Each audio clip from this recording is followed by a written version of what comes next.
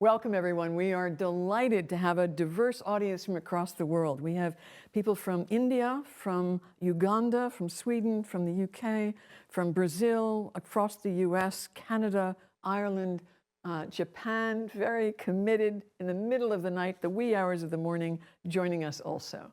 I'm Valerie Fletcher. I'm the Executive Director of the Institute for Human-Centered Design, and this is part of our commitment to you to share the global story of where we are in thinking about what design can do to create a more equitable world. And I think you don't join this without having some shared sense of purpose and mission, but we are all at different stages. And part of what I have invited a long-term friend, Camilla Ryhl. Dr. Ryhl is an architectural scholar, writer, practitioner, and has been at this for a long time. So Camilla brings a big perspective of really understanding the global story from its early days. I had the privilege of meeting her first when she was a Fulbright scholar in the United States at the University of California at Berkeley. But she has persisted in her career to seek to understand the world, as she has also been more and more involved in practice and scholarship. So I am delighted that we are able to share that story today. It is important as we begin to recognize that some of us old timers, and I notice a dear colleague from Buffalo is here, and some of us date back to the mid-90s. We produced the first of our publications, Strategies for Teaching Universal Design, in '95. A very long time ago, but everybody did not start at the same place, and I think the evolution and the extraordinary diversity of perspective and experience informs all of us to do it better and to figure out how do we get to some place that is both a combination of shared and tailored. And I think Camilla has done us all a great favor in doing an in-depth set of interviews with architects from a small slice of the world. We're only talking about the Nordic countries here. We're only talking about Norway and Denmark. And it allows her to focus on the particular issues, even the very different patterns that have been followed in those two adjacent countries. But I am certain that you are going to learn and reflect, and we are going to be very eager to welcome your comments in an exchange as soon as Camilla is finished. This is an open captioned event, and Camilla will be describing images as they appear in her deck, and we will be providing an edited, accessible version of this in just 2 weeks from this event. We are also, for those of you in the United States, we are waiting for confirmation that the American Institute of Architects will give you credits for participating in this, and we will send out a notice to everyone when that is confirmed. So I think we are ready to go. Let us welcome Camilla Ryhl. Thank you. Thank you so much. Can you, is everything all right? Can you hear me and see me? We can hear you and see you, yes. Thank you. Thank you. Thank you so much for the introduction, Valerie, and thank you so much for inviting me to do this. As you say, I've been in it for a long time, almost as long as some of you. And today you asked me to talk about my book, and in many ways, this sort of follows in line with your introduction, because it's a book that also is a result of a long period of work. It's not sort of related to one specific project, but it's reflections and knowledge and experiences gathered through many conversations and many projects and many teaching courses and so forth. And it is a privilege to be able to talk about it here. It is, like you say, it's presenting Nordic experiences and understandings of universal design. And And it is also actually just Norway and Sweden where I taught and done a lot of work. So this is the two countries that I'm most familiar with. Let me start the presentation. This is always the tricky point. There, I think. And then there. Oops, nope. Nope. Go out, hang on.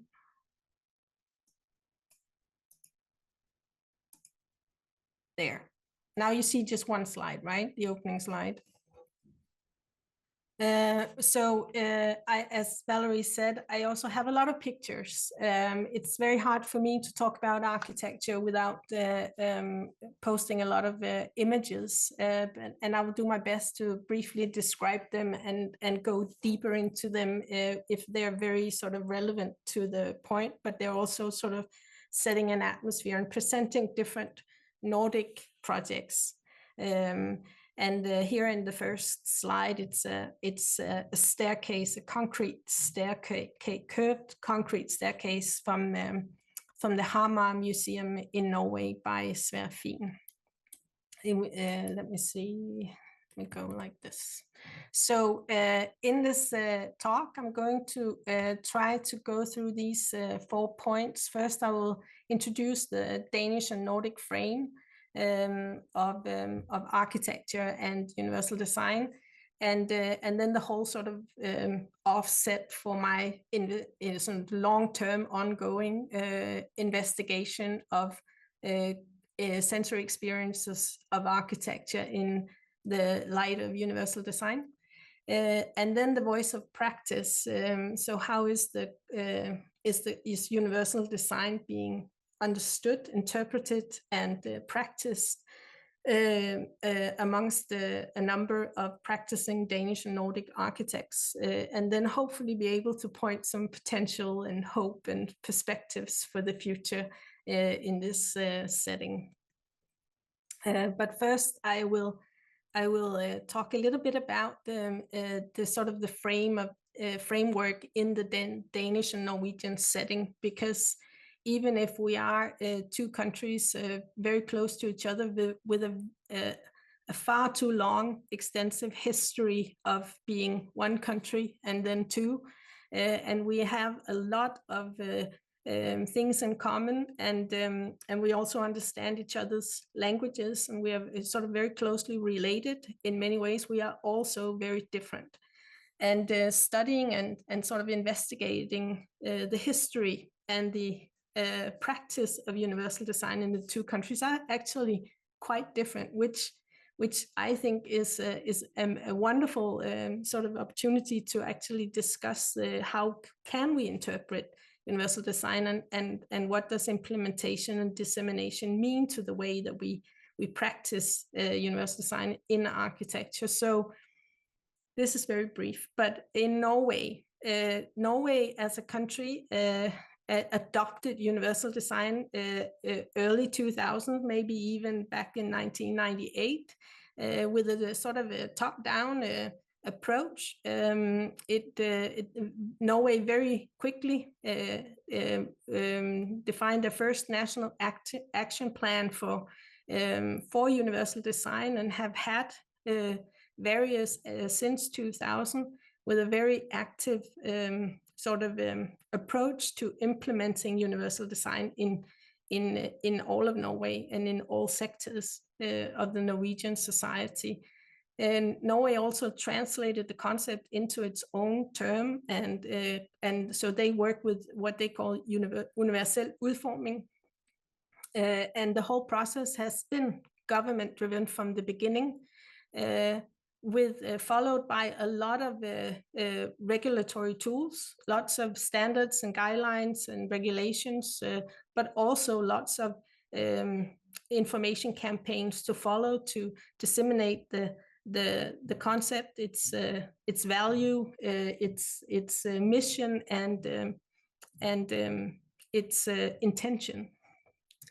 But maybe from the start and also now, we could say that the main focus of universal design is within the building sector and then ICT.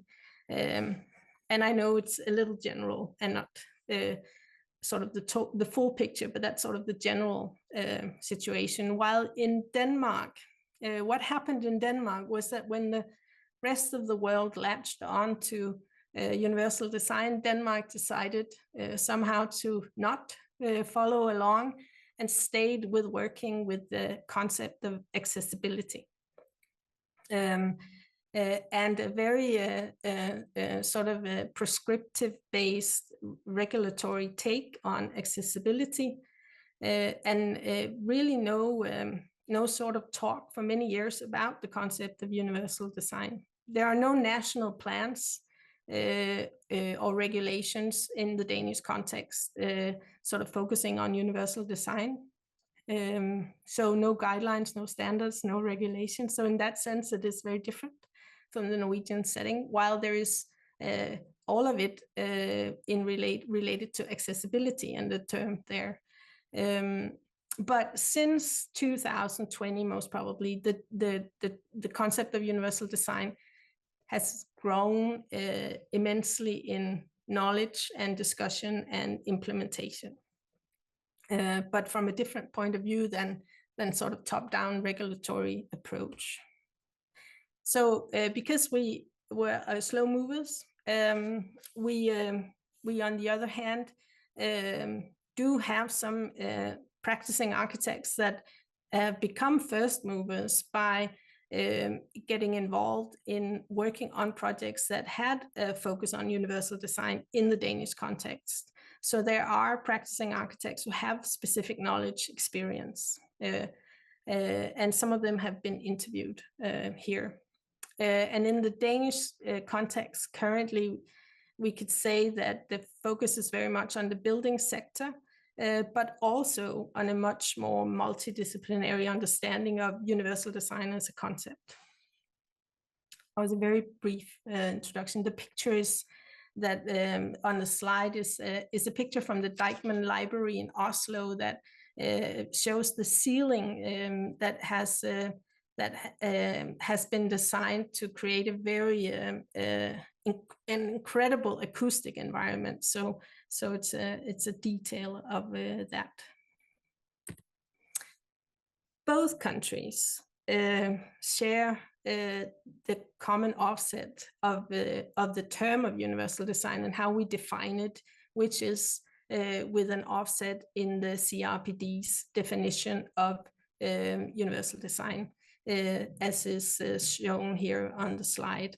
So in this understanding, it is also universal design is also related not only to products and environments as Mays originally defined it, but also to programs and services. So this we share, and that in many ways is also very common, also sort of visible in our approaches. But in the Danish context, we could say that this very sort of slow, but at least not fast, understanding of universal design as a concept and adopting it into the Danish context has also meant that I believe that in the Danish context, we are able to currently talk about and understand universal design much more as an interdisciplinary tool and concept that secures that no one is left behind in the design of our entire society. So there is a different scene and setting in the Danish context. This is also something that we work very deliberately and focused with in the Viveka Foundation, which is where I'm currently the research director. We try to open these conversations and talk about our common blind spots and understand universal design as a means to both open conversations, but also talk about sort of future solutions. But even if we have this interdisciplinary understanding, specifically or more particularly in the Danish context, it is still safe to say that we can't create an inclusive society without architecture, without an inclusive architecture.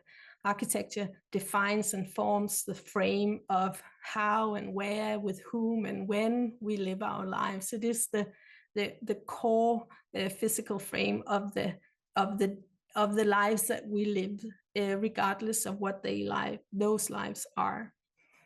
So we cannot have inclusion, secure inclusion, without talking about architecture and making sure that the architecture is inclusive. It is also, of course, very close to my heart. I am an architect, even if I've never gone sort of into practice myself. I've become a researcher and a teacher and a disseminator, but I was also trained as an architect, and architecture does create the basic framework for every life that we live. But in the Danish context, also as an architect, I think I very early on saw that when we talk about inclusion, diversity and abilities, disability, different bodies, we only talked about accessibility, and we operated with a term of accessibility as sort of this understanding of minimum requirements, what Valerie calls the floor, sort of the basics. You can't go under this, but we do have this very legislative approach to accessibility, and regardless of it being the intentions or not, it very rarely is the intentions, but the end result, also in the Danish context, is that we create a lot of parallel solutions, solutions that are stigmatizing and exposing, because they are minority based. It might be a blind spot, but it is often the result, and it's not the whole accessibility issue is not thought into a more holistic take on architecture and the sort of the role of architecture. And I think this was also the situation in Norway before they latched on to universal design or adopted universal design. And some critics, as I will mention and later on, will say that this is still the situation. Another thing in both countries when it comes to this understanding of accessibility and this very sort of legislative approach to accessibility as a concept is that the focus is on physical access and mainly on wheelchairs. So there is this understanding of accessibility and hence inclusion as being something related to assistive devices, and there is no or hardly any focus on the human beings that are using the devices. So there's this very sort of technical minimum approach to access and inclusion in this understanding. However, as an architect and also in a Nordic setting, I think I was trained to appreciate and understand architecture as what Nordic architecture is also known for in the rest of the world, as something very sensory, something of very high quality, something based on human scale and with an offset in human beings and human bodies, and this whole sort of relationship between body and form. How do we accommodate for the human body? And as Pallasmaa, Juhani Pallasmaa, the Finnish architect, also states in some of his extensive work is this quote. He says, "Every touching experience of architecture is multisensory. Qualities of space, matter, and scale are measured equally by the ear, eye, nose, skin, tongue, skeleton, and muscle." So the point here, of course, is that if we are to truly think all bodies and all different bodies into our architectural practice and understanding. We need to talk about the entire physiology of being a human being in the world, and we need to have a whole different and more complex understanding of how do we accommodate for these different ways of being in the world. So this is where my investigations and inquiry sort of really took off early on, and sort of questioning and trying to investigate what are the sensory aspects of universal design. How do we accommodate for sensory impairments and different sensory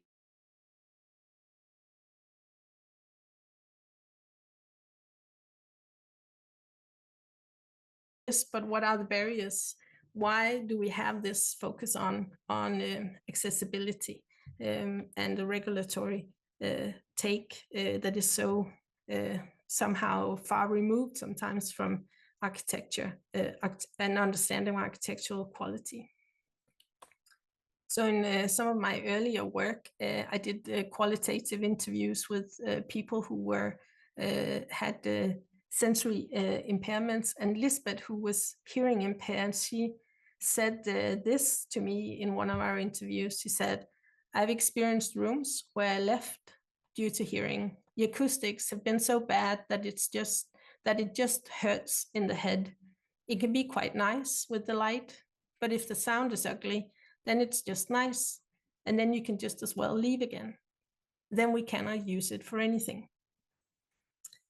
So Lisbeth somehow just points to this simple yet complex fact that to many people in this world, the acoustic access and acoustic quality is just as important as physical and level-free access is to other people. So where was this in our discussion of universal design? How can we incorporate this knowledge and this understanding of inclusion into our understanding of architecture? Because what Lisbeth points to is that that's some of the aspects that cannot be added on. We cannot do add-on solutions afterwards and still accommodate for the need and create the real access.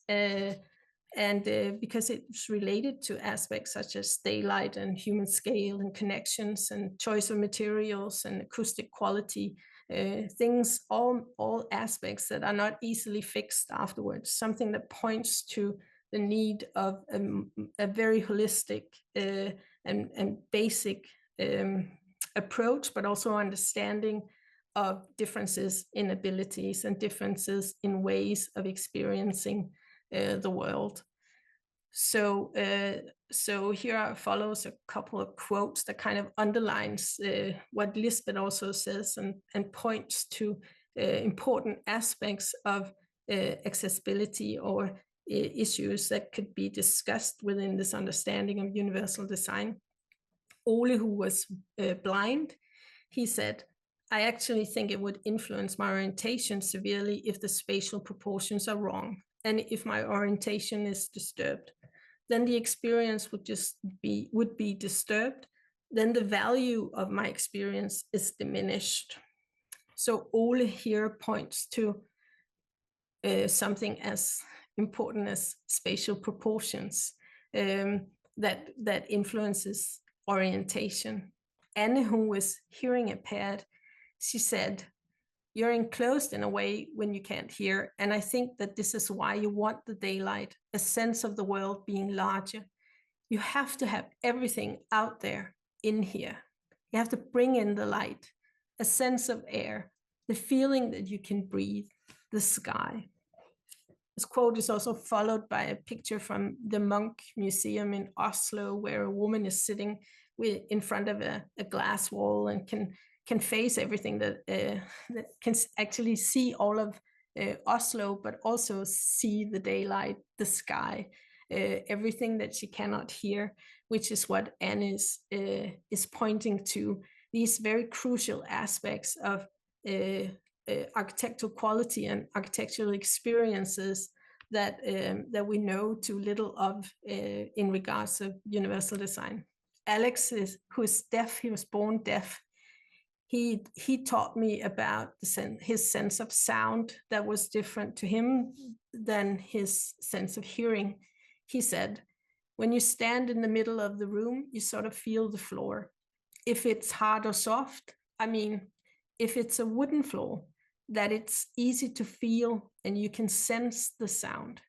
I use my sense of sound. So to Alex, it was decisive how the floor, with the material of the floor, but also the construction of the floor, which would define whether sound and movements were accessible to him, whether he could use his sense of sound as a source of information about everything that he could not hear.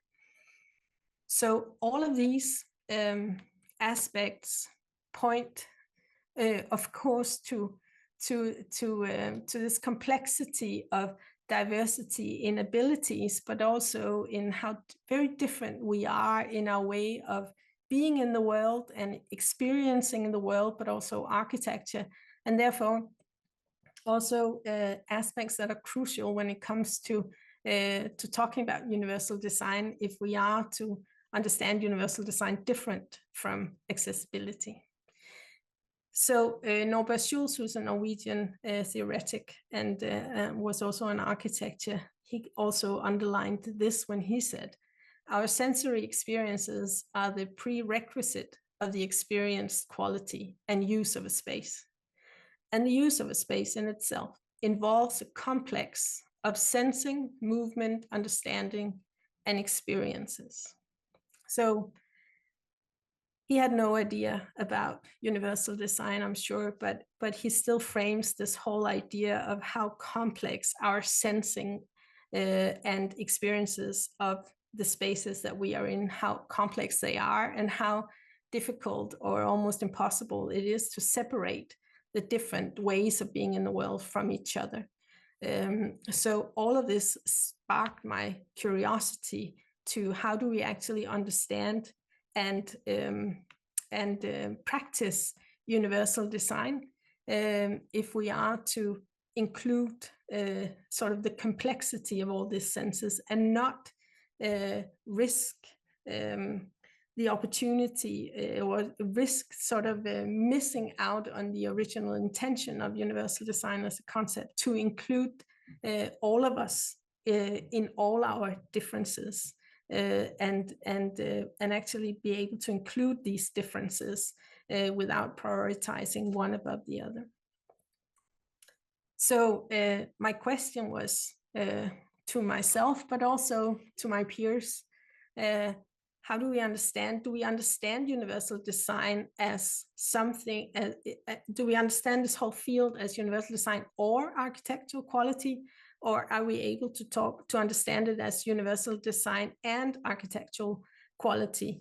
And I have practiced as a researcher and as a teacher in both Denmark and Norway, and I kept being sort of curious and also a little surprised of the resistance to the concept of universal design that I met early on. In both countries, and so I wanted to try to investigate this. Why am I the only one who sees this obvious match between architectural quality and universal design, or where is the missing link in this potential that universal design offers us to include diversity and abilities within architectural practice? So I started interviewing practicing architects. I wanted to understand their way of thinking about universal design. How do they understand the concept, and how do they practice it? And I asked and talked to 10 different Danish and Norwegian architects over a longer course of time. They have been chosen because there are many, and I couldn't talk to all of them. but I chose them from different sort of for different reasons. So they have very varied age, which also means that they have varied experience. They practice in different scales. So some are landscape architects, building architects, some more focused on sort of particular types of architecture, and they are Danish and they are Norwegian. And the one thing that they have in common is that they are all very highly recognized by their peers, and they have won lots and lots of prizes, architectural prizes, and so they're all highly recognized as important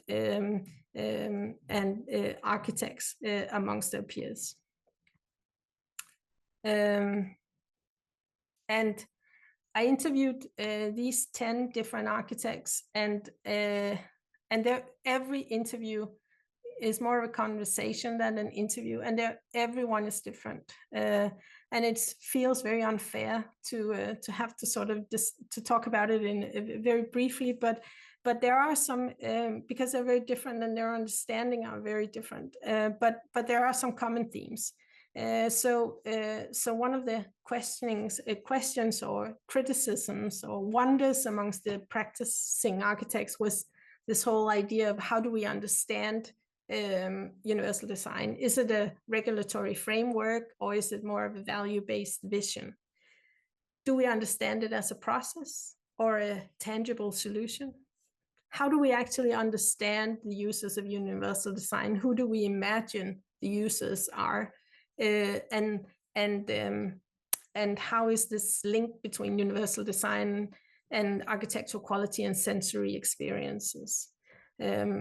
And I've chosen a few quotes to sort of sum up some of these themes. Jan Olav Jensen, who is a Norwegian architect, he says, he kind of sums up in this first quote the dilemmas or the sort of the complexity of the theme, but also the problem. He says, it's difficult to imagine that you can standardize your way to something that works for everyone while retaining a poetic content.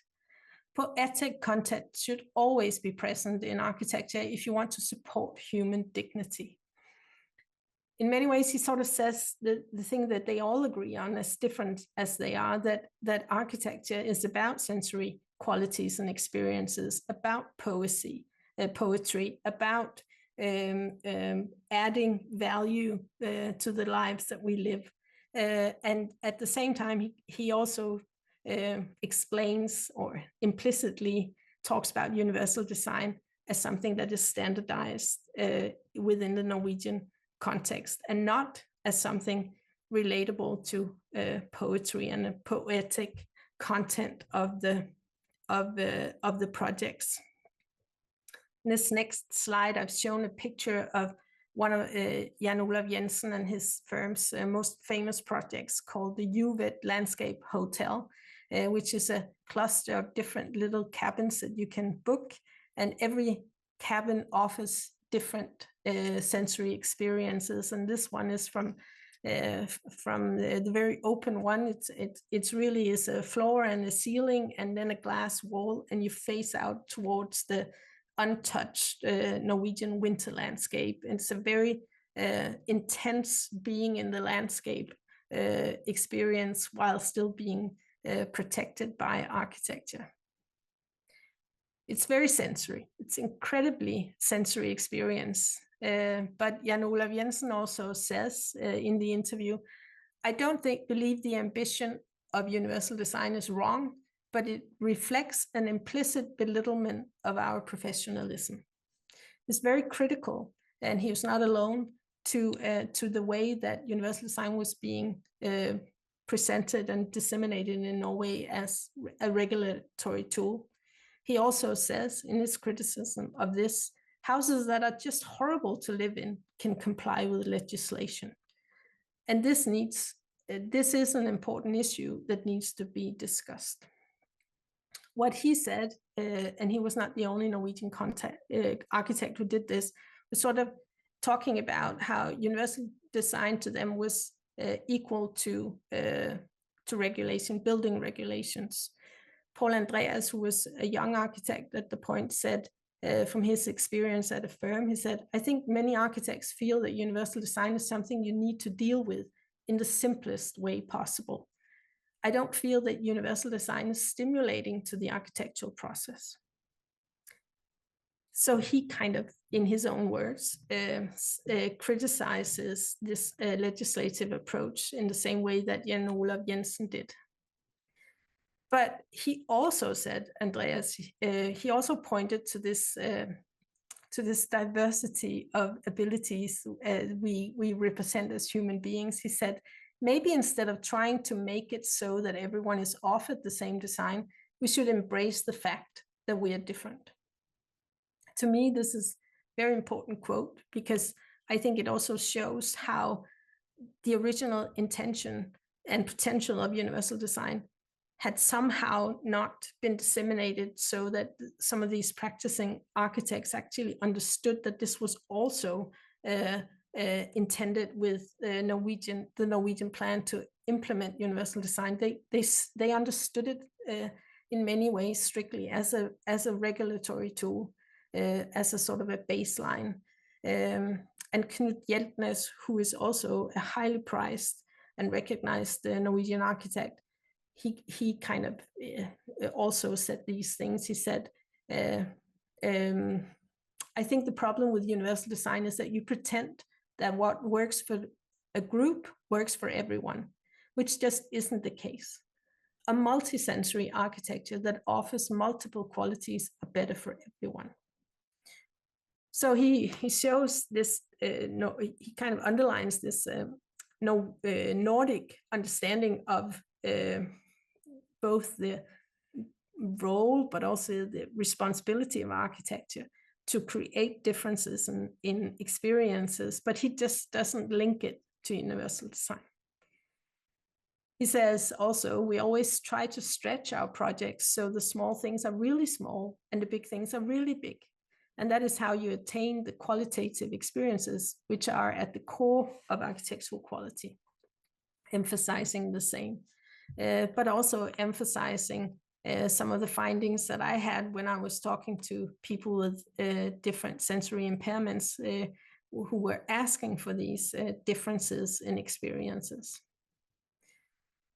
So when we turn to Denmark and then kind of start investigating what are the other differences in understanding universal design in practice in the Danish context, then since we also implemented or didn't adopt the concept, but some and a small handful of architects kind of worked with it anyway in best practice projects and had a lot of experience.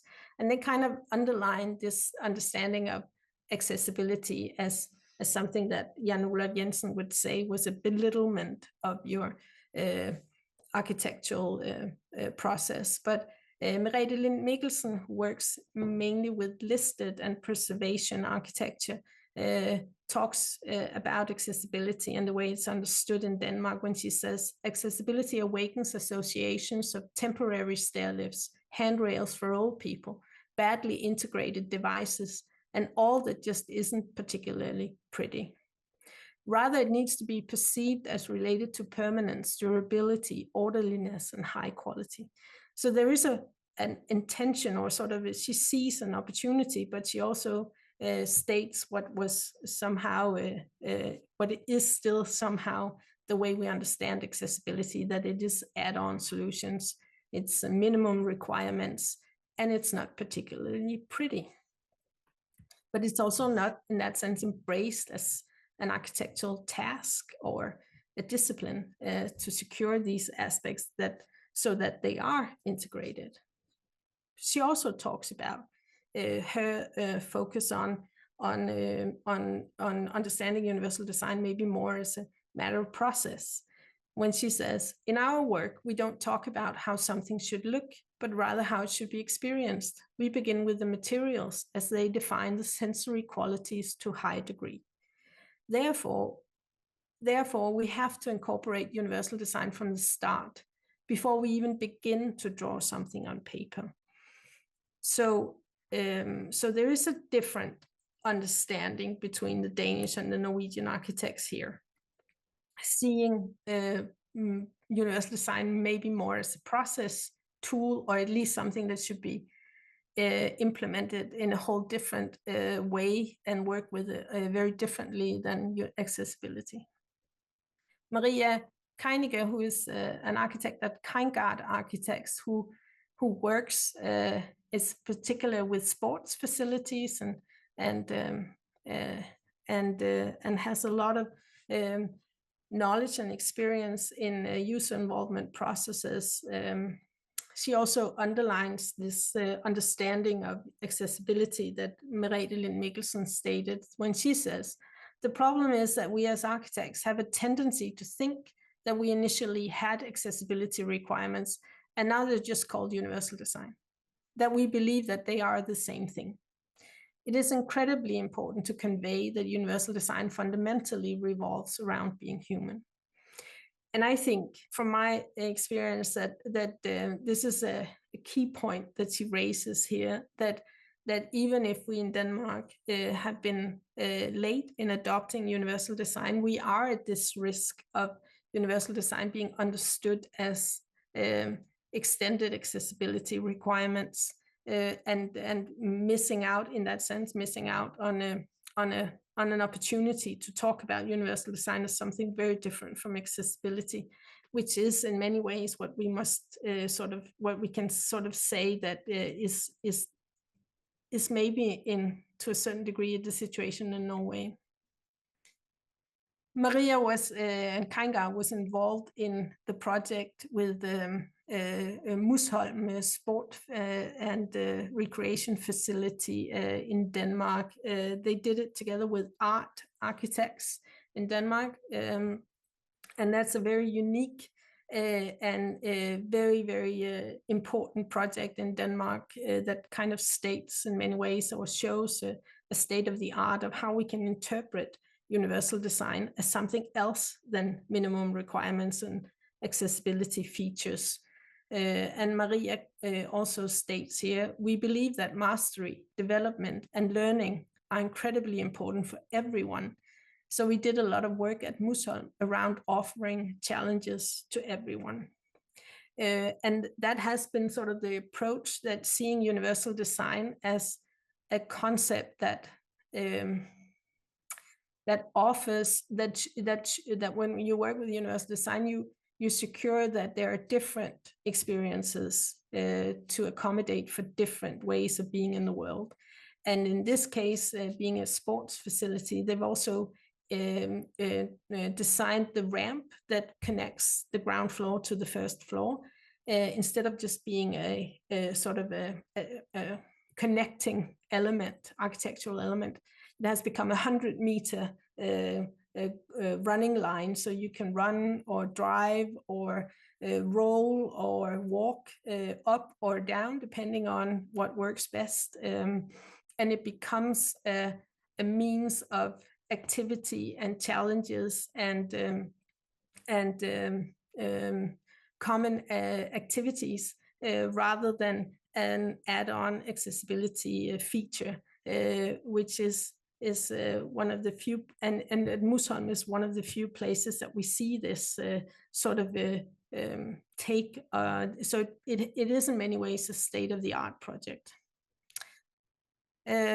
So one of the last architects to sort of quote here, which is unfair because I haven't mentioned them all, but Per Ravn from Kubo Architects, Kubo Architects, and Per has also been involved in some of the most important best practice projects in the Danish context at a time where universal design was not known to very many, but was included in some very specific and few projects, which means that Per and Kubo has worked with universal design for, let's say, 15 years at least, and has a lot of experience in the Danish context. But Per also points in his interview to this both this understanding of what universal design is and can be, that has evolved and changed within their firm, but also how it's related to other larger and very important agendas as well. He says, we believe there is a social responsibility inherent in being an architect, and that concerns universal design too. That is to say, universal design includes the other concepts we have long worked with, such as equality, social inclusion, and dignity as a whole. And this quote kind of frames one of the other themes that there are architects and firms and practices that connects and sees universal design as more than a regulatory tool, but as something, maybe a tool for enhancing other or latching on to other and larger agendas. Per continues when he says, I understand universal design as a theoretical concept and as a broader understanding of the uses, but also as pointing to a discussion about ideology and social responsibility. Within universal design lies all the central parts of architecture: user understanding, human insight, and mindset, which all leads to an inclusive architects. So he also talks about how he sees universal design as the tool and inclusive architecture as the goal, which is, yeah, he kind of unfolds it more, of course, in the conversation. But this is also a theme, and Per and Kubo are not the only ones framing them within the book. But this is just an example of one of the themes that are also very prevalent in the total collection of the 10 interviews.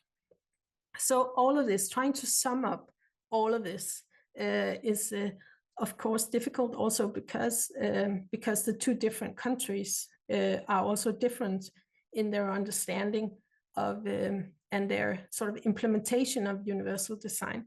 But hopefully there's a lot of there is a lot of potential, and I also see there is a lot of hope and not just barriers.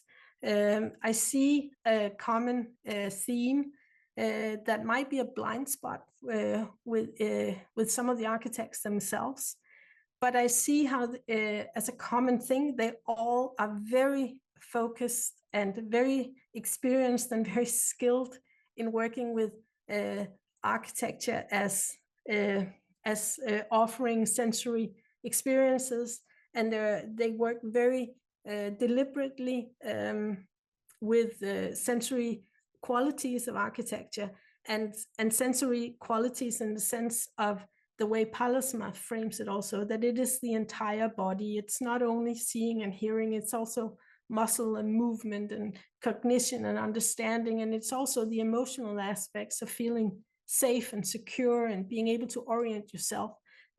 So it is sensory experiences in the widest sense, and I see that there's a lot of potential in talking about universal design in both countries, much more as not only as something related, not only about disability, but just as much about abilities, diversity in abilities, and how can we talk about them and know more about them and develop a broader understanding of it.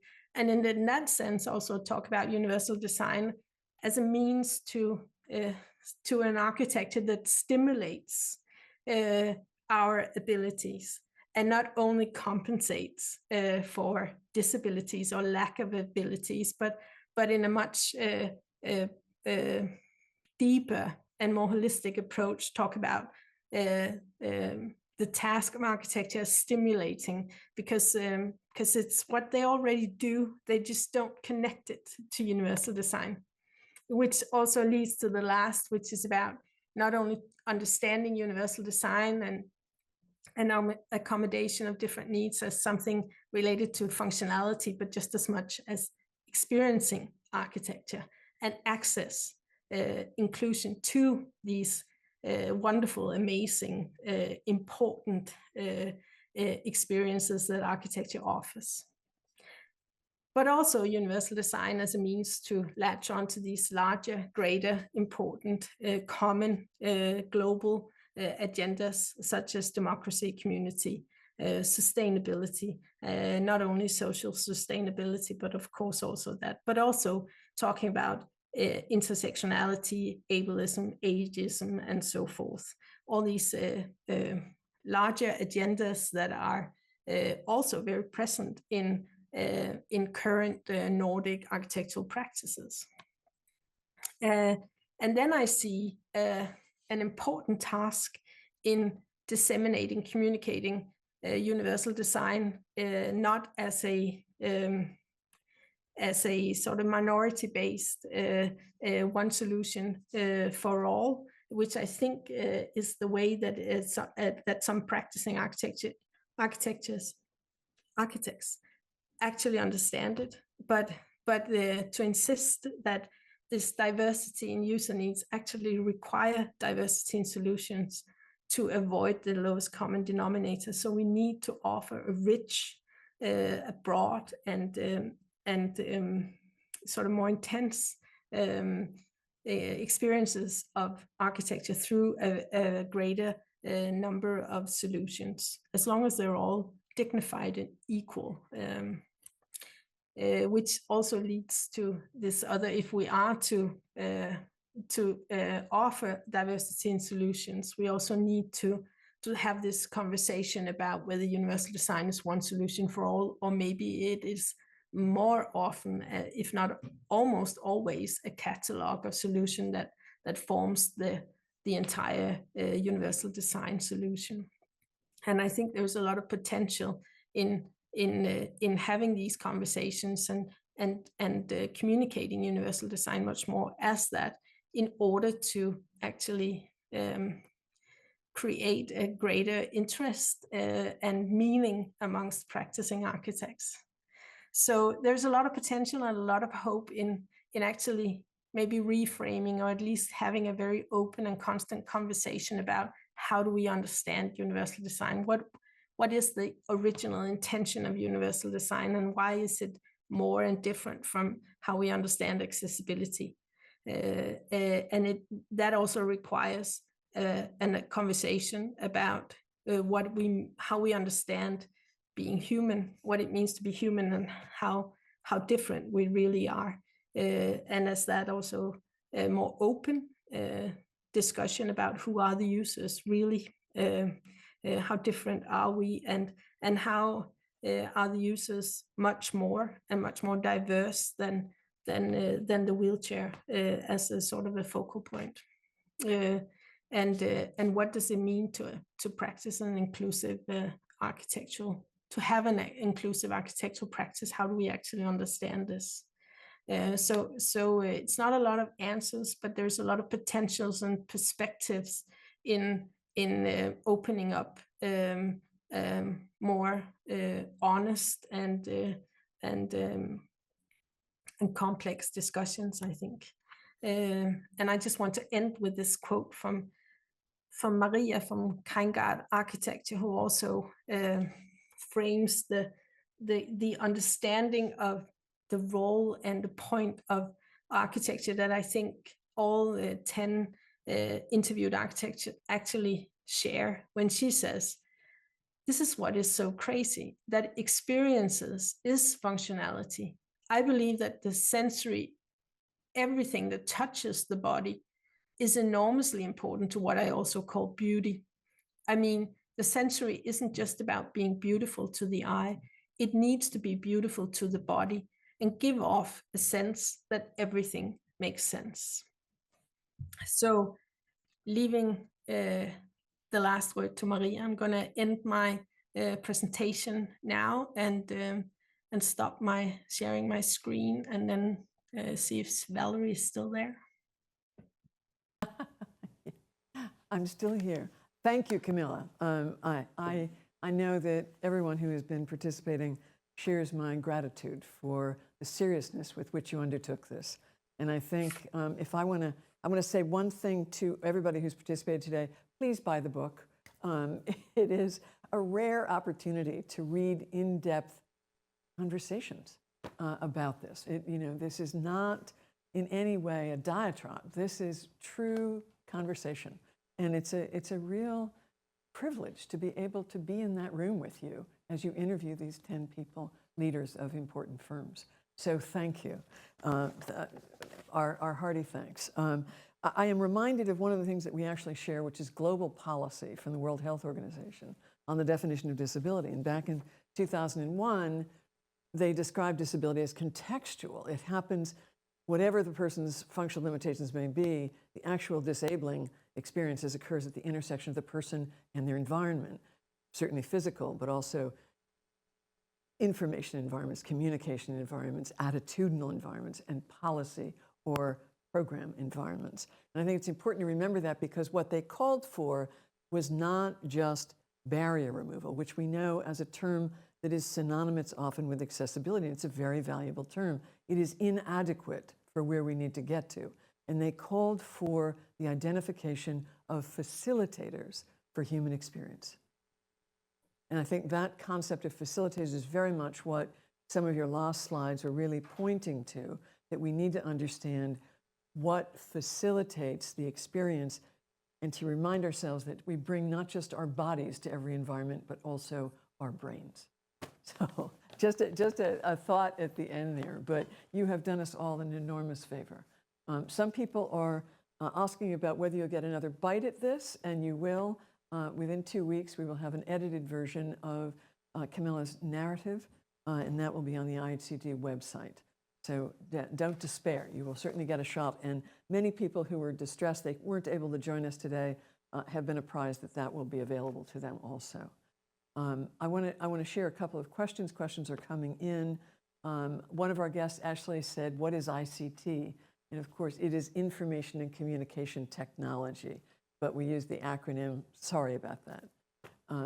Theodora, such an important topic. Thank you for this timely presentation. I appreciate the broader context of applying universal design to services. My question relates not just to the Nordic countries. Is there an interest in the European Union in adopting universal design? That is a much bigger topic than we will be able to respond to fully. If not, are there efforts to integrate it into public and educational buildings? So what do we have? 57 stories there, I believe.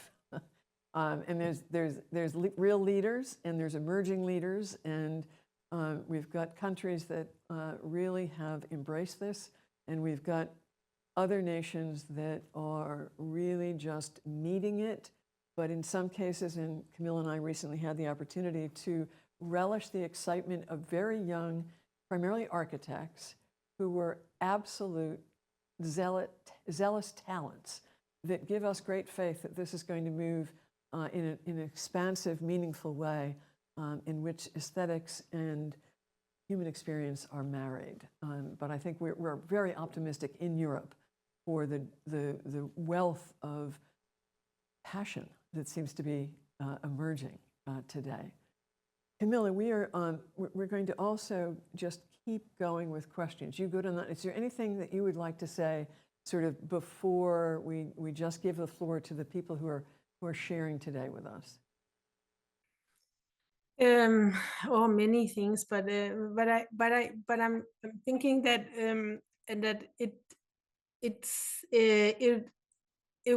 feels a little unfair to the architects here to not have gone further into some of their projects and their design and sort of the richness of their architectural practice, but that's just you can't tell all the stories in one. But I will just encourage everyone to study and investigate these architectural firms, because both the Norwegian and Danish ones are incredibly talented and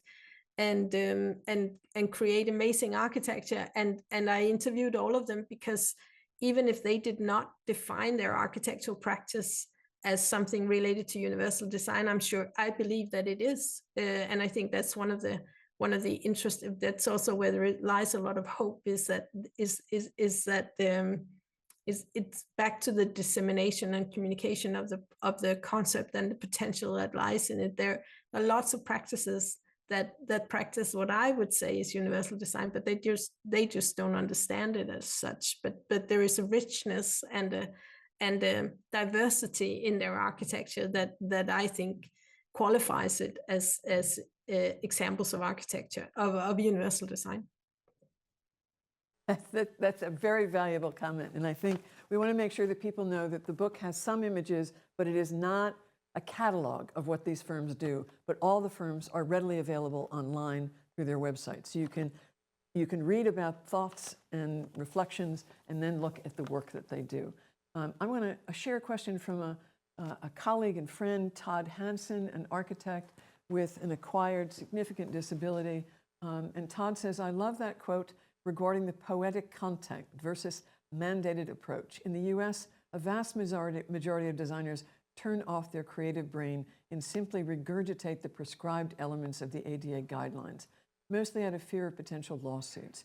How do we allow and inspire creativity, in quote or in parens, poetry, back in the minds of designers when precise solutions are mandated? Would you like to give that a shot? I think, yeah, thank you for that highly relevant question. And I think it's safe to say that we have the same, we ask ourselves the same question here in this part of the world. How do we actually open up and allow for this creativity, for the architectural approach to actually solve the task, because I believe strongly that it is possible as long as you're informed and understand the complexity of abilities. So I don't have the universal answer to it, but I believe that it does require some pilot projects, and it's possible, but it requires that everyone within the project is willing to fail, to test, experiment, and fail, because it is also a process. It should be a process of development and innovation to develop, but also challenge the sort of prescriptive legislative approach and go above and beyond.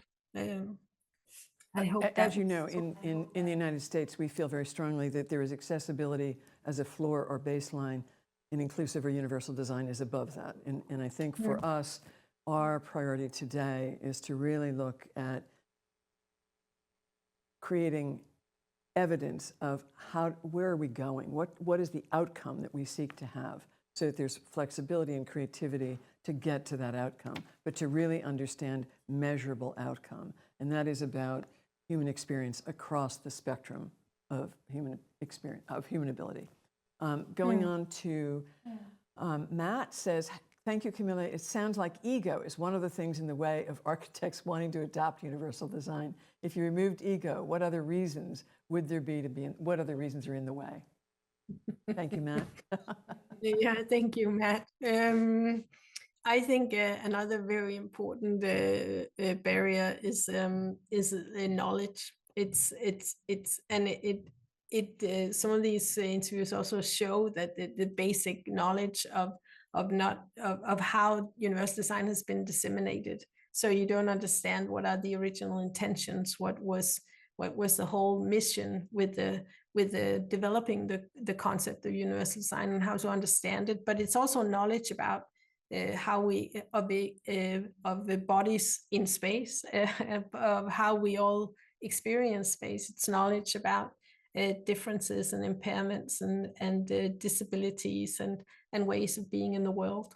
I think knowledge is crucial, and I think that as long as we rely on building regulations, standards, and sort of minimum requirements, then we are also not requiring practice to actually know why the requirements are as they are. You don't have to understand it, you just have to do it. Just have to comply, but you don't have to understand why. And if you don't understand why, you can't develop new ways of solutions or new ways of architectural approach. I think knowledge is key. And I think one of the things that is important to note, partly it's about sharing what we know and sharing practice. This is part of that commitment. But I think the other thing is the sincere commitment to learning from lived experience. Because people whose brains and bodies work differently have deep knowledge that we need to understand in order to respond, to have responsive design solutions. And that is central to our practice. And I know it's something that you believe in deeply, that this is a process in which we are constantly learning. I have been interviewing people with the phenomenon of long COVID. And long COVID, it didn't exist 5 years ago, and it impacts an enormous amount of our physical and our brain function.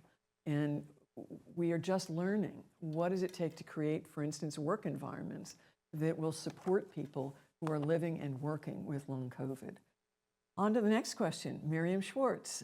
As I see it, universal design offers a means of creating immersive environments where each individual can have a rich experience, even though those experiences may differ considerably.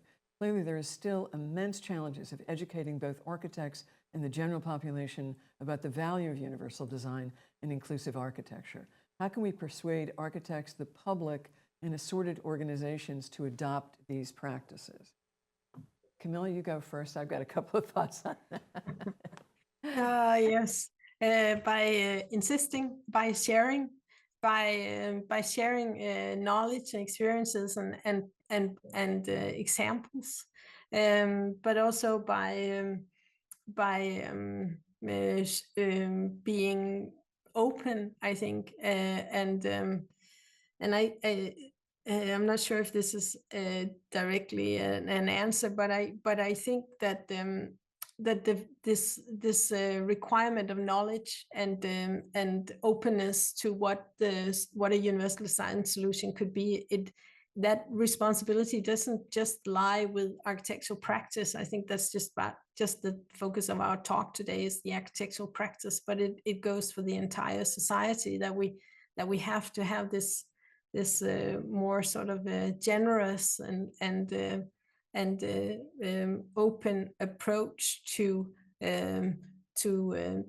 our sort of differences of how we are in the world, and of course architecture holds an immense responsibility, but not on its own. It's also how solutions are being met and understood, and I think I'll stop here. I think I could go on. I think the refrain that we would like to see writ large everywhere, including in architectural education, is who do you design for? I mean, I think there's been a persistent misconception that it's about them over there and about the rest of us. There's only us. These are realities of being human. It isn't about them over there, and that the likelihood is that all of us are going to experience this either temporarily or as we get older. I mean, the World Health Organization definition starts with this is functional limitation is a universal human experience if you're lucky enough to live a typical lifespan. Unlucky enough to die young, maybe not. But if you're lucky enough to live a typical lifespan, you will experience this. That is just a fact. In America, United States, current data, 28.7% of adults have a disability. What does it look like? Mostly, it doesn't look like anything. You cannot see it. And the majority issue today, the most prevalent reason for disability, is a spectrum of brain-based issues. This is a phenomenon that many of us know intimately. And I think it is a phenomenon that is going to continue in the 21st century as we see more and more people living with neurological and cognitive issues related to aging. So I think that is who do you design for as a starting point. Our dear friend Nat Hosono, who has stayed up until the middle of the night in Tokyo. Camilla, I'm sorry, go ahead. No, I just wanted to add to that the numbers, in the numbers in Denmark is also that about 30% of the Danish population self-report to live with a disability or impairment. That actually, you broke up a little bit. Can you say that again, please? Yeah, in Denmark, the numbers are that 30% of the population self-report to live with an impairment or disability that negatively influences their quality of life. And Right, of so course, it's really the same. Yeah. it's really the same, and it's also the physical disabilities and impairments are the smallest group. It's sort of the same situation. It is people on the spectrum, and it is sensory and cognitive impairments that are the largest number. But yeah, so it's the same. But it's not the general population doesn't have that picture of who the users are. So it's back to what you say. We need to have that conversation. Who are we talking about? We need to have that conversation, yes. And I often quote our beloved colleague, no longer with us, at Berkeley, design is a social, architecture is a social art.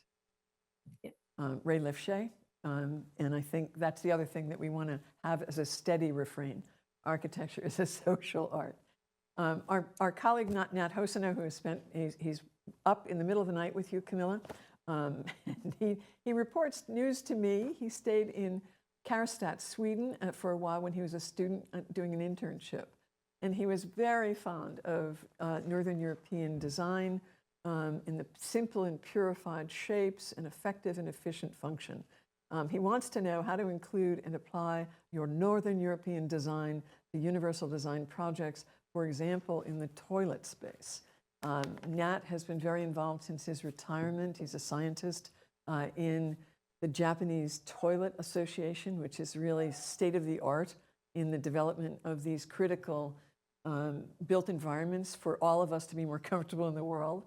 So, but we don't see a lot of the Nordic sensibility of design in the toilet world. Are there great examples in some of these firms of toilet rooms, public toilet rooms that were designed with these, with reflecting that northern sensibility, but also a commitment around everyone benefits? Maybe we have to go on a quest. Yes, I think we have to go on a quest. Maybe you have to come and quest with me. But I think yes. I think the answer is yes. That without it being necessarily flawless or perfect, but I mean, I also have my own blind spots because I've grown up in this Nordic design and architectural realm, and I'm even trained in it. But I think that there is also a way of understanding bathrooms and also public bathrooms as something with a great focus on human scale. But I have to emphasize there is a but also because it's also a topic of sort of bias, maybe how does an accessible bathroom look and how do we design it? But on the other hand, some of these projects have sort of challenged the approach to understand an accessible toilet or bathroom, and maybe in the sense that this interpretation of universal design that we can't accommodate for the differences in needs into one general toilet design. So sometimes it's a combination. Maybe it's 3, 5, 6 different bathrooms designed that together form the universal design solution. So it becomes a catalog of solutions. I think that's some of the things that we see testing more and more. But I would say sort of context specific in the Nordic region, we still need to challenge the way we understand what an accessible bathroom is and can be. I think Nat and I would love to take you on a tour of some of our friends' most brilliant toilet designs in Japan. And let me just note, giving credit to Junko Kobayashi, who is an architect specializing in this, she talks about the value of public restrooms as places where we compose ourselves in busy urban environments. That's her specialty, and they are indeed restorative spaces. That is an aspiration for toilets we don't often see. Yeah. Another guest, this is an unnamed guest. You mentioned that many architects see accessibility regulation and universal design as the same thing. My question is, since so many architects seem to understand universal design as a minimal regulatory compliance, what kinds of things do you think might help more architects see themselves as stakeholders in and meaningful contributors to universal design in your context?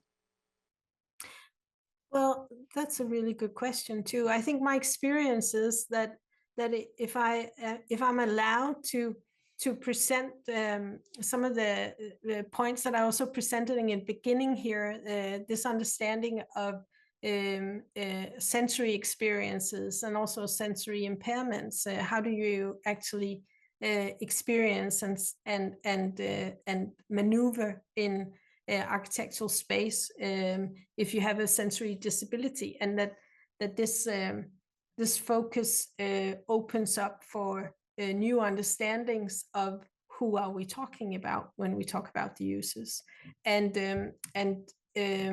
trying to, it's one of the things I also do in the book. I try to frame this concept of sensory accessibility as something different from physical disability, so that we try to offer a language to talk about all these other aspects that are not about physical access, or really not about building requirements and codes, but all these other aspects. My experience is that when I do that, there's a whole different conversation that begins with architectural practice, because it does make a lot of sense. It kind of moves the focus from codes and requirements to architectural practice, and what most people actually entered architectural practice to work with, these amazing aspects of architectural quality.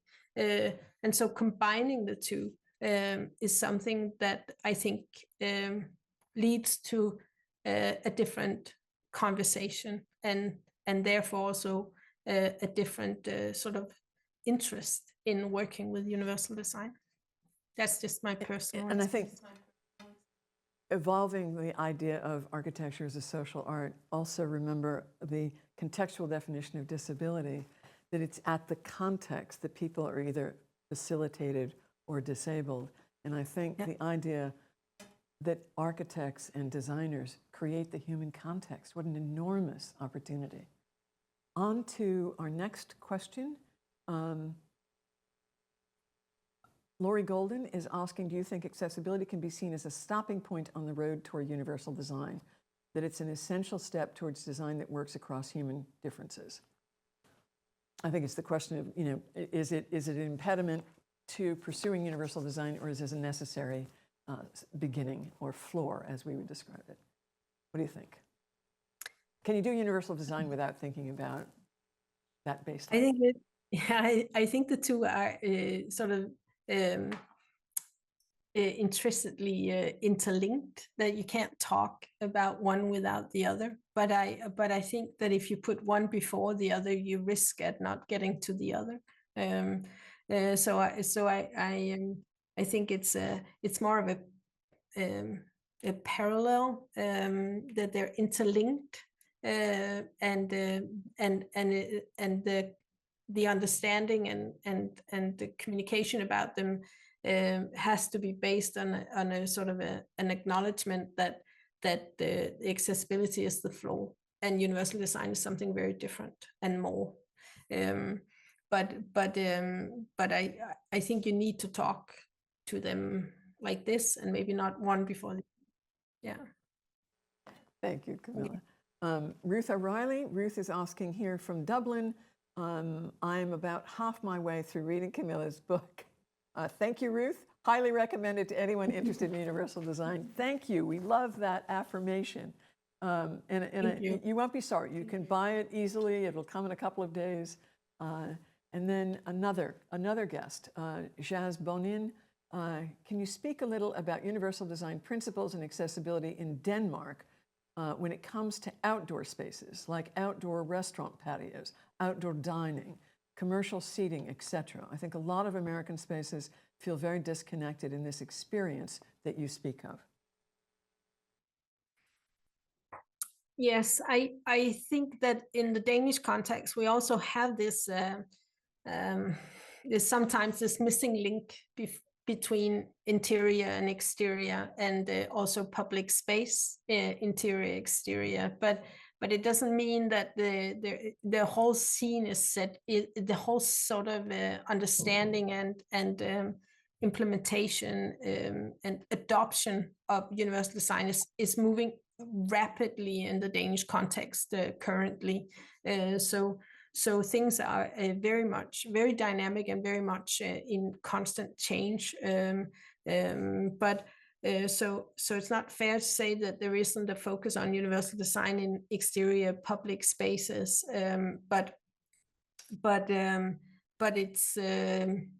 it's also something that is we might have a few sort of best practice. We do have a few best practice, but it's also learning. It's also now I'm in Copenhagen, and it's a very old city, and there's lots of sort of limitations, context specific limitations, but there is also a very high level of ambition from the Copenhagen municipality. So I think that in adopting universal design as a sort of a basic parameter in all of their projects and all of their work. So I think that within just a few years we'll have a lot of outdoor public space and also sort of semi-public spaces that are much more accessible and designed from a universal design practice sort of perspective.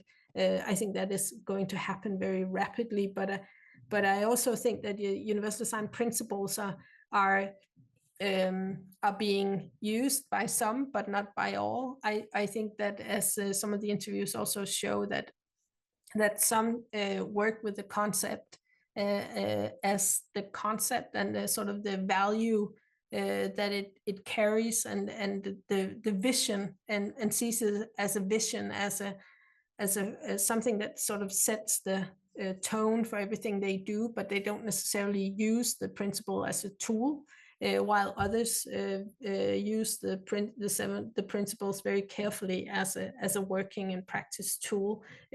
Some architect firms also develop their own sort of guidelines and approaches and methodology in working with universal design. So it's very nuanced, that picture of how practice actually practice universal design.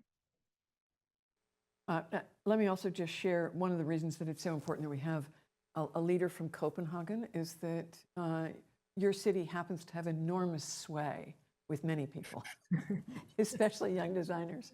So what you do gets attention and interest for replication. So you are lucky to have such a fine bully pulpit in your city. On to, this is a very important point, I think. This is one of our guests, Jessica, who is saying, isolation is a key element of having a disability. Life being out in the world where experiences drain and are harder. Folks can begin to isolate and the world shrinks into loneliness. Very unfortunate cycle, but I think it's a motivation for really thinking about our need to design a world in which people can comfortably come together in community. And I think I had mentioned earlier the phenomenon of long COVID. You know, there are currently more people in America with long COVID than there are people who use wheeled mobility. And you know, we need to figure out how to create a world that allows people not to live in isolation, but somehow still be members of community. A lot of work to do in that. Thank you, Jessica. Camilla, through your interviews with different architects, did you find that age played a role in how each of them viewed universal design and inclusive architecture? I am very curious to hear about that answer.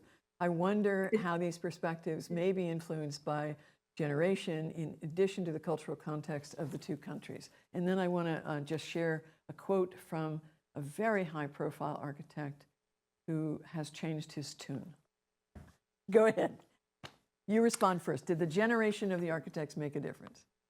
Yeah, somehow I wish I didn't have to say this, but I'm afraid it did. That let's just say that the younger generations were maybe more open to the potential of universal design and to framing it into larger contexts and talking about diversity in general, and inclusion and so more with a more sort of flow in their understanding of the issues and the solutions and the responsibilities and the larger agendas than the older generations, I think. Thank you for the candor. I figured we'd get that. And this is another attendee. Some of the discussion is about disabilities, and this is certainly necessary. Could the discussion also include high or super abilities compared to others? This should include architects who have some or a lot of the latter, but people in the general population who might also have these high hearing, sight ability, including synesthesia. Also, some abilities are on a spectrum and comparative with respect to others' abilities. And I think this is, we cannot overemphasize the spectrum of human experience. And I think we've all been with people or know people who have hypersensitivity of smell, and others who have almost nothing. I'm one of the almost nothing. And how torturous an environment can be that you might not even notice. So what's your thought on that? That's a very interesting and provocative question. Yes, but a very relevant one also, and I think in line with everything else we talk about, we need to have these conversations. We need to share, be generous, and also kind to each other when we talk about difficult issues. But I think my take on this is that I might use a different language or different words, but my understanding is that also through my research with people with different sensory impairments is that the experiences, the lived experiences of how the world is perceived and what is quality and what are the different sensory inputs that they experience, that we are all exposed to, that they are incredibly important informants. They tell us about things that we all experience that are part of our being in the world, as well as our experiencing architecture. And I think that this is indeed a blind spot within the architectural professions also, that this understanding of, for instance, living with a visual impairment and relying or using your hearing more extensively in every aspects of your life carries important knowledge that benefits everyone and also benefits architecture as a profession if we listen and if we ask, and we don't understand a visual impairment as only something related to tactile guidelines that we can lay all over the place, and still not have understood that there are other ways of accommodating and building safe sensory and stimulating environments also for people with visual impairments. So maybe I wouldn't use I don't call it a superpower, but I think that it's a lived experience that would benefit all of us to understand, to question, to be curious about, because it will also inform architectural practice. Just giving a shout out to our friend and colleague, Chris Downey, an architect who lost his sight mid-career. And Chris has done some marvelous projects demonstrating the significance of auditory information for the experience of the built environment, for navigation, but beyond. And also in our December global webcast, we featured Sylvain, Danosine and the head of Okine and Tactile, and they did the wayfinding system, a highly tactile but multisensory system for the Paris Olympics. And that recording and the guidelines that they offered, what they learned, are on our website. I want to call out one of those young people, those young architects that Camilla and I are very confident will shape a better future. Iris Popescu, Yes. warm wishes from Bucharest, Romania. Thank you for this useful and awesome conversation and great presentation. My question is actually for both of us. What is your take on the descending trend in inclusion? All the news related to companies closing DEI, IDEA departments, the far right rise across many countries. God knows it's not unique to us. That's me ad-libbing here. Many countries around the world and so on. Any advice on how to be able to take on these challenges on top of the already existing biases? I have noticed that this is a cycle, but this is a time that seems a bit more aggressive than the 90s and the aughts. Thank you, Iris. It is the gorilla in the room that we are pained to admit, but it is deeply distressing. Camilla, do you want to start that? Yeah, it is deeply distressing, and thank you for calling out on it, Iris. I wish there were easy answers. I think persisting, holding on, knowledge sharing, community building, that's my sort of best answer, because it is hopefully a part of a cycle and not sort of the end. So it's yeah, not giving up. It sounds so banal, but I don't know, Valerie.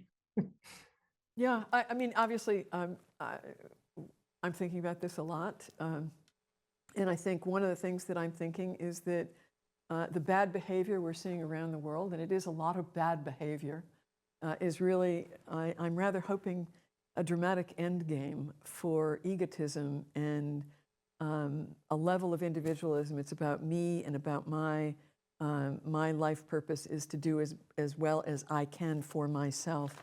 I think it is destined to fail.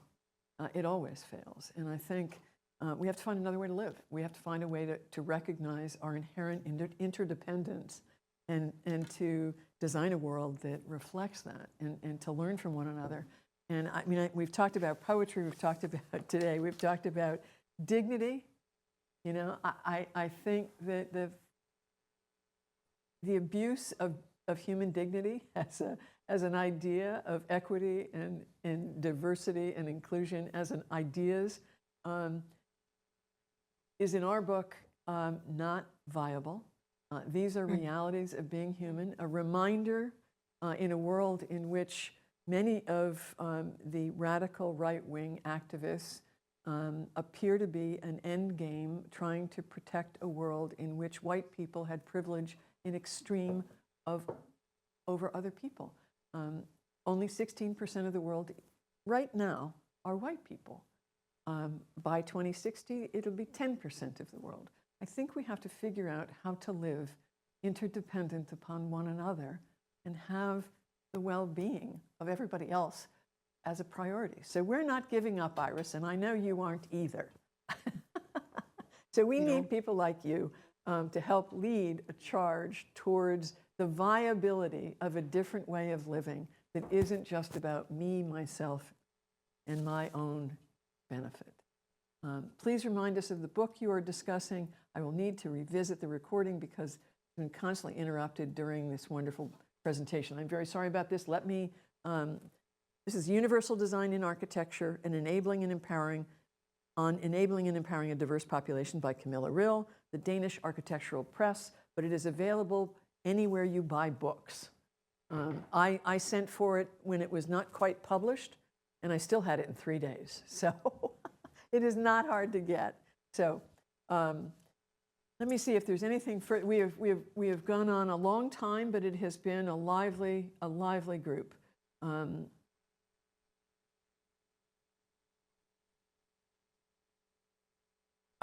Jessica, again, the person with lived experience of disability, have any architects utilized working with a research team, like a UX research by a user experience design group? Actually, this is inherent to the work of this organization.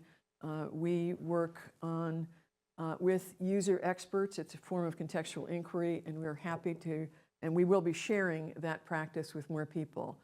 My predecessor first wrote about the need for this work in 1997 in an article in Innovation magazine, and we have been living it here in Greater Boston and all of the places in which we work and in many countries around the world. And I think Iris and other people are doing all kinds of work with user engagement and participation in the design process. Our session next month will be 2 leaders in really this kind of thinking, and I will get that notice out so people are aware of it. 2 extraordinary people who are carving a path through the woods to think differently about the role of the user in the design process. So that's Amy Hammeray and Joss Boyes will be our speakers in February. So on exactly these issues. So there's more to come.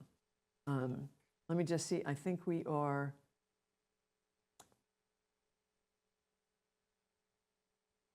Digital and audio, Mary Teresa Cahill, Kennedy, please observe or pick up the link for the December global webcast, because that was about digital and audio, and this is a person with vision impairments, and I think we really have to do better. One of our current projects with user experts is really looking at a shared public environment with public transit, with cars, with bikes, and with pedestrians, and learning constantly about new vulnerabilities in how we think about those things, because transportation has changed rather fundamentally. Camilla, any last words before we let you go? Oh, What's the next book, Thank Camilla? Yeah, what's the next book?